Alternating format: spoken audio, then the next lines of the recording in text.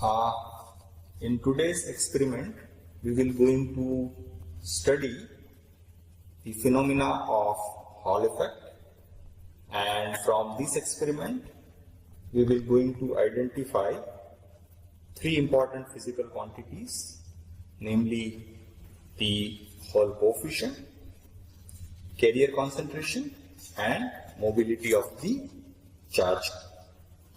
So, what we have in the experimental setup is an electromagnet. What the electromagnet is, it is basically having two coils which is wounded oppositely, and there is a soft iron core in the center of it. So when we pass equal amount of current from both the coils, one becomes the north pole while the other becomes the south pole, because the winding on the two coils is opposite to each other. To drive this electromagnet, it is being connected with a constant current power supply. It's a DC current source where we have the flexibility to change the current which is being drawn by the electromagnet. So to alter the magnetic field of the electromagnet, we will change the current of the constant current power supply, and with that we will going to measure the changing magnetic field inside the pole pieces of the electromagnet. Now to measure the magnetic field produced by the electromagnet, we have this probe which is called the Gauss probe. The Gauss probe has its sensor that is look like this. Now whenever you want to measure the magnetic field produced by the electromagnet, you have to first offset the magnetic field that is on the probe. So what we do is we keep the probe away from the magnet, and we, without switching on the power supply of the magnet, simply switch on the measuring device which is connected with this probe. The measuring device that measures the magnetic field is called the digital Gauss meter. So now we are switching on the digital Gauss meter and putting its multiplier at 1. So what you can see is there is some garbage value shown by the digital Gauss meter. Actually, right now the probe is only in the Earth's magnetic field, which is extremely weak. So we did not expect any magnetic field here. So there is a zero adjustment key given, with which you can adjust the field to be equal to 0. So we are adjusting the field to be equal to 0 by keeping the probe away from the magnet. Now you can see we have adjusted the field across the probe, keeping it away from the magnet. Now you can see if I put this probe in the center of the pole pieces, you can see some non-zero magnetic field present across the electromagnet, even if the current in the constant current power supply, which is driving the magnet, is still off.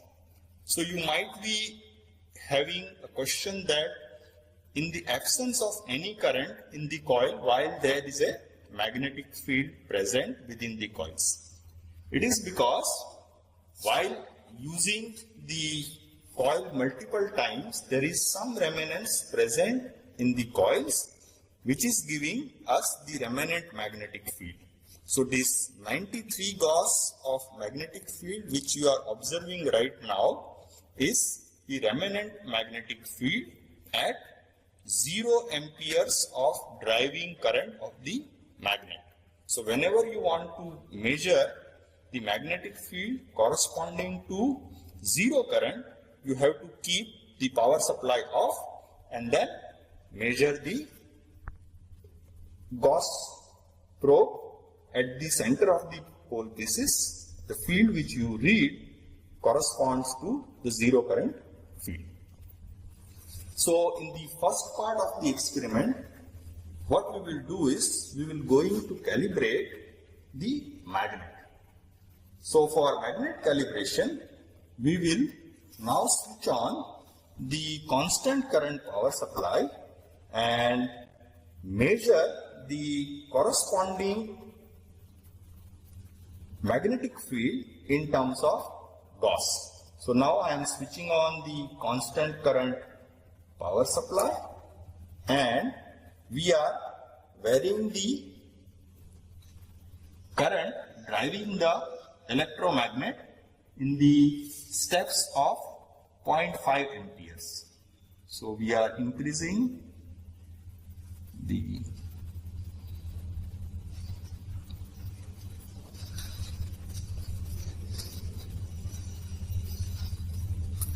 current to 0.5 amperes. What you can see is a magnetic field which is 858 Gauss. So note it down and then we are moving to the next current.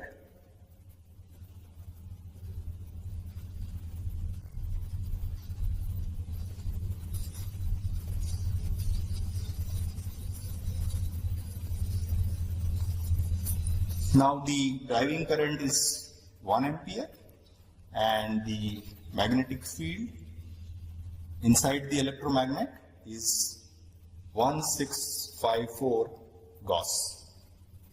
Likewise, you continue to increase the current in the step of 0.5 each.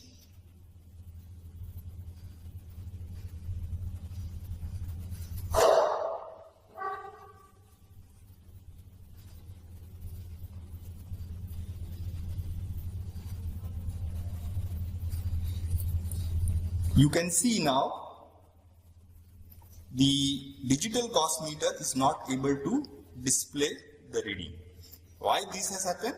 Because we have crossed the limit of the measurement. So whenever this thing happens, you have to change your multiplier to 10. Now when you change the multiplier from 10, you can see your Gauss meter is now displaying the reading. Remember, while noting this reading, you have to multiply the observation by a factor of 10. So this is actually 2470 Gauss. Likewise, if I continue to increase the current to 2 ampere,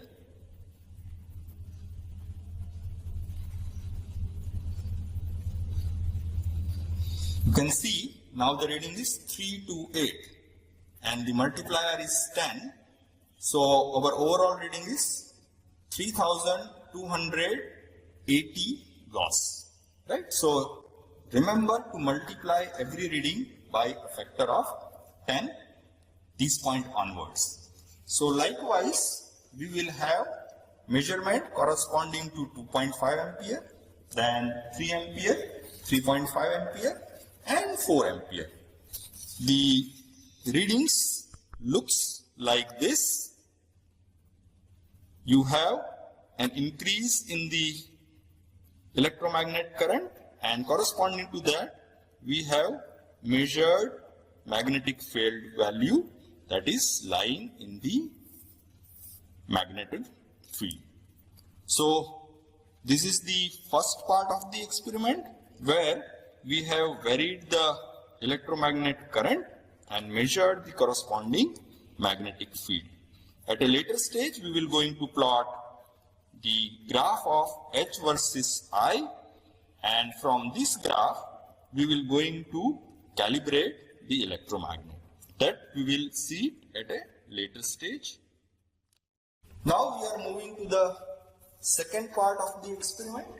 In the second part of the experiment, what we will going to do is we will going to measure the hole voltage, carrier concentration, and the mobility of charge carriers in a crystal of semiconductor.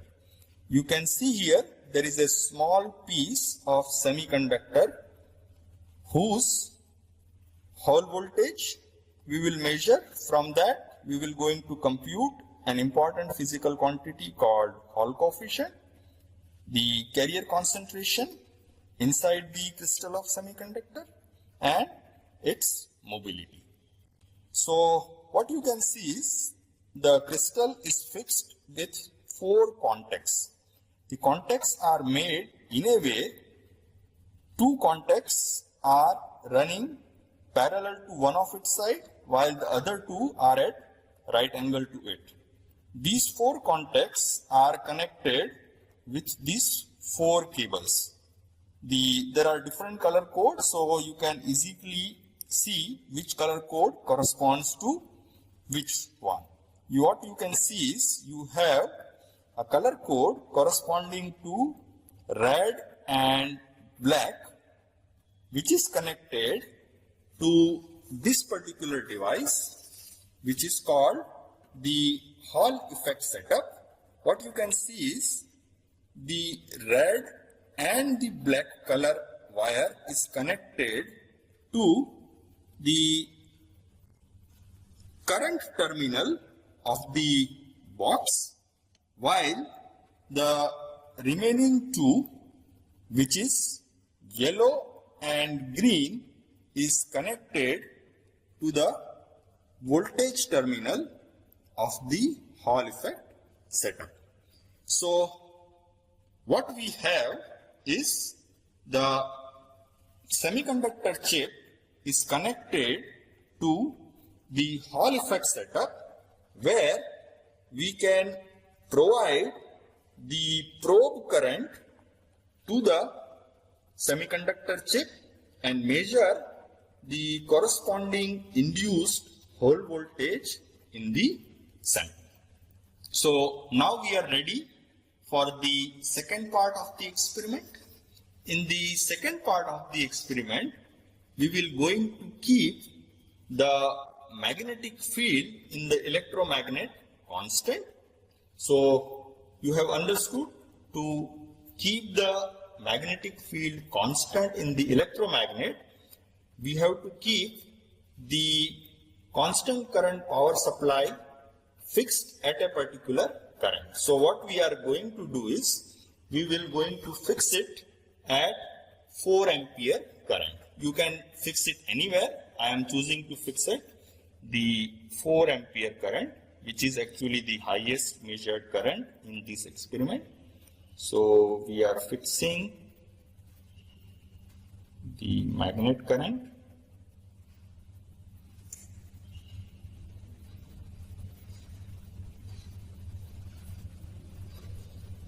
at 4 ampere, and you can see the corresponding magnetic field inside the electromagnet is now 5990. So it's roughly 6000 Gauss of magnetic field that is currently within the electromagnet. Now we will put the sample inside the pole pieces in a way your crystal faces the north pole. Now remember which one is the north pole? The pole which is facing the sensor side. So currently you can see the sensor side is on the left hand side. So this one is our north pole. We should put our crystal into the pole pieces in a way my crystal also faces the north pole. So what we do is, now we will put this in a stand, keeping the crystal facing the north face. So I am adjusting the sample. I am removing the gauge probe because we don't have enough space to keep the sample and the gauge probe both to be present within the air gap of the pole pieces.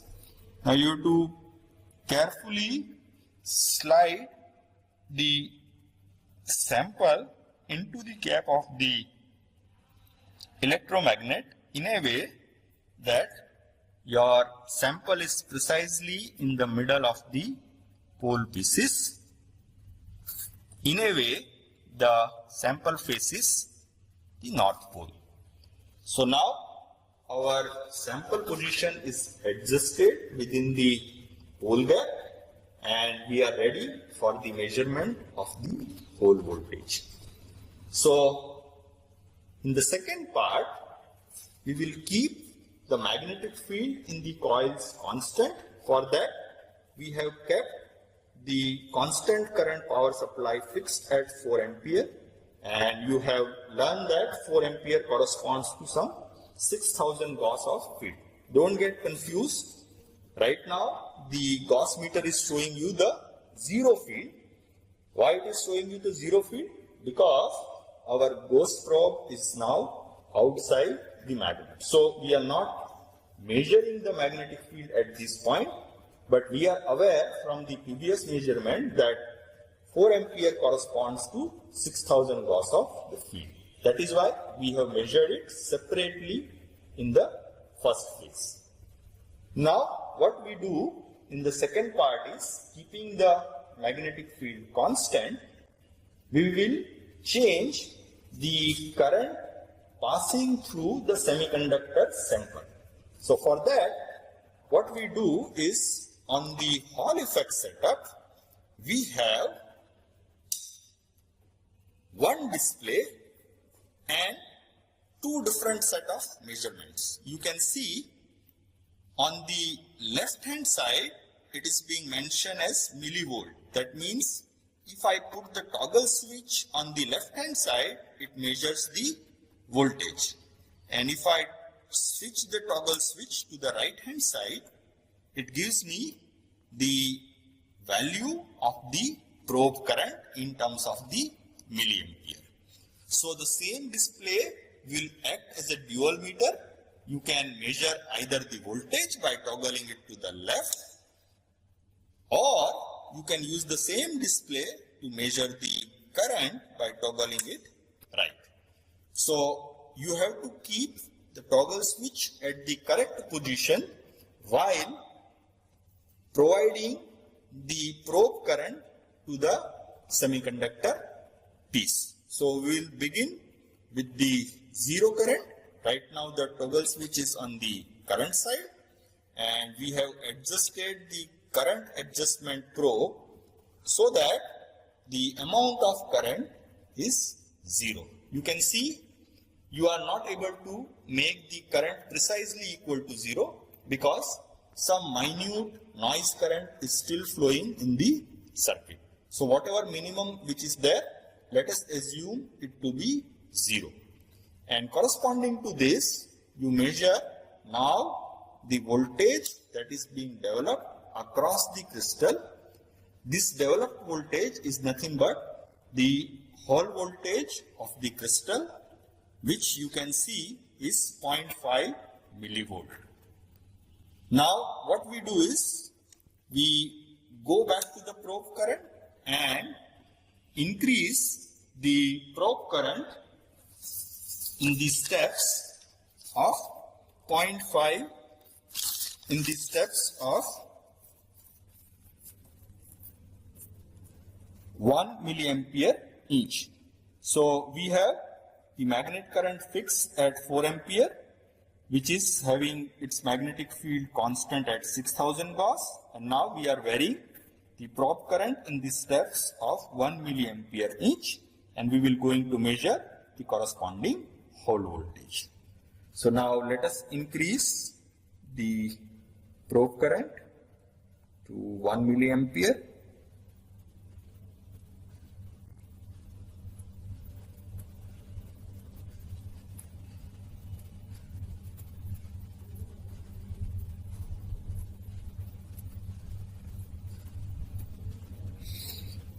Okay, we have probe current which is nearly 1 milliampere.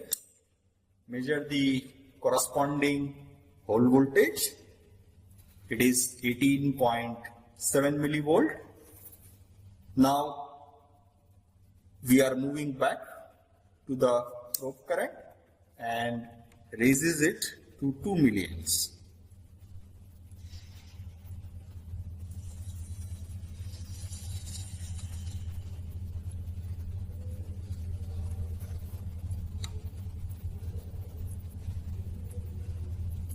Remember, you are varying the very small current of the order of milliamps, so your key is very sensitive. You have to carefully adjust it. Okay, so this is 2 milliamps of current and the corresponding hall voltage is 38.1 millivolt. So likewise, you keep increasing the probe current in the steps of 1 milliamps each and measure the corresponding hole voltages. At a later stage, we will going to make a graph of V versus I, and from that we will going to compute the Hall coefficient. That I will explain at a later stage.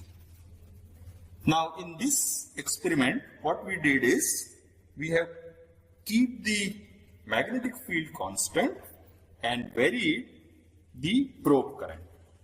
In the third part, we will do the reverse. So what we will do is we will keep the probe current fixed and we will vary the magnetic field. So to do that, what you have to do is you have to fix the probe current fixed. So I am fixing my probe current at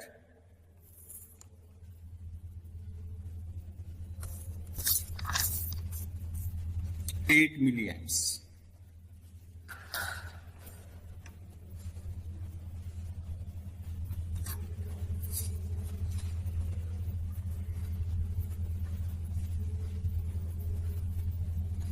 Okay, so we have our probe current fixed at 8 milliamps, and now we are ready for the measurement of the hole voltage as a function of the magnetic field. So now we are turning our magnetic field back to 0. Remember, to measure the 0 field, you have to switch off the supply. At this time,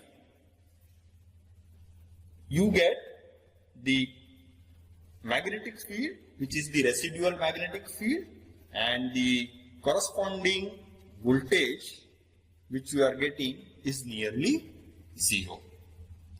Now we are switching on the electromagnetic power supply and increasing it in the same step in which we have did it previously while calibrating it. So I am giving the 0.5 ampere current. We know corresponding to 0.5 milliampere current, we have 780 Gauss of magnetic field previously measured.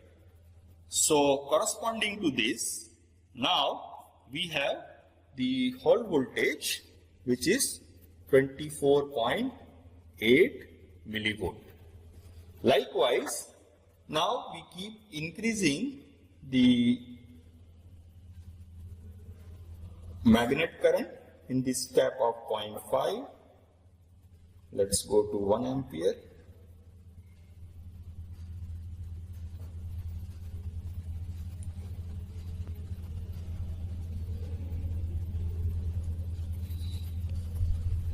So now the magnet current is 1 ampere and the corresponding hall voltage is 52.7 millivolt. Likewise, we will keep increasing the magnet current in this step of 0.5 ampere till 4 milliamperes, and we will measure the corresponding Hall voltages. Once this measurement is done, we will make a graph of Hall voltage versus the applied magnetic field, and by making calculations from that graph, we will ultimately going to compute the Hall coefficient. Those things, how to do the computations from the graph, I will explain to you at a later stage.